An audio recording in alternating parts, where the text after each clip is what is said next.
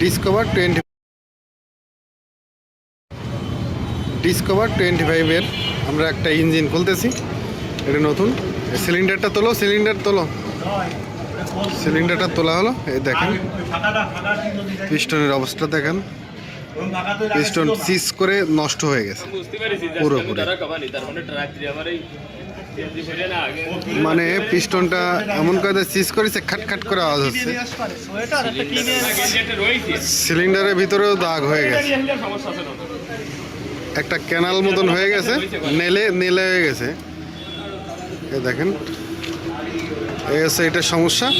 এখন এই পিস্টনটা আমরা নতুন লাগাবো এবং এই সিলিন্ডারে কাজ করায় গাড়িটাকে সেট করব। ডিসকভার 25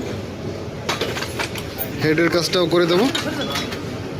হেডে ভ্যালগুলো বসে গেছে, এটার কাজও করে দেবো।